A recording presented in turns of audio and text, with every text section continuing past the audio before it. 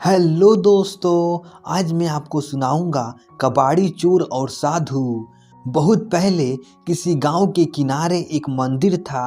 मंदिर में एक साधु रहता था। इसी गांव में एक कबाड़ी चोर भी रहता था। चोर जवानी के उभार पर था और साधु जवानी के उतार पर। चोर खाते पीते बाप का बेटा था। चोर हो गया तो जिंदगी भी चोर ही की घसीटनी पड़ रही थी। बाप ने उसकी शादी नहीं की। चोर अपने ही गांव में हाथ मारता था। लोग उसे कबाड़ी चोर कहते थे क्योंकि वह छोटी छोटी चोरी ही करता था। उसके चोरी करने से लोगों को दुख अधिक होता था, हानि कम। चोर को लाभ कुछ नहीं, परेशानियां दुनिया भर की। चोर ने सोचा, मंदिर के चढ़ावे से साधु की थैली भरी पड़ी है, क्या करना है उसे उस थैली का। वह संपत्ति भी उसकी मुफ्त की ही है, खून पसीने का तो है नहीं। अब उसने साधु की कुटिया पर आना जाना शुरू कर दिया। बगुला भगत की श्रद्धा भक्ति से साधु महाराज तो गदगद हो उठे। चोर मुंह में राम बगल में छुरी लेकर दिन भर साधु महाराज की सेवा करता। वैसे साधु भी जानता था कि यह चोर खड़क सिंह तो है नहीं, कबाड़ी चोर है। दिन में इसे हाथ नहीं डालना है, रात में मुझे इसको घास नहीं डालनी है। इसलिए मेरी थैली का बाल बांका होने से रहा। थैली के आकार को देखकर कबाड़ी चोर की तबीयत हरी होती रहती थी।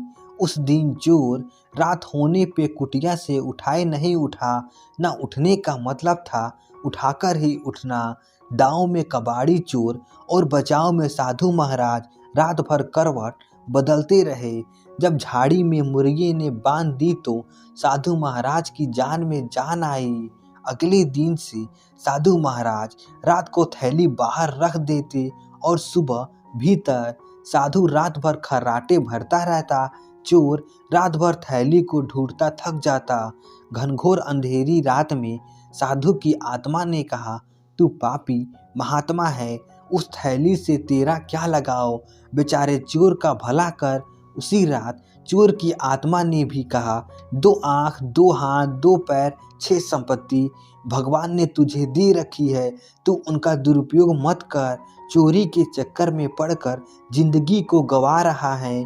चोरी से तौबा कर, करने वाला क्या नहीं कर सकता। जब तक नियत में फितूर रहेगा तब तक भाग्य भी तुझ पर मेहरबान नहीं होगा। एक लंबी जिंदगी इस थैली के सहारे कितने दिन कटेगी और लेने के देने पड़ गए तो।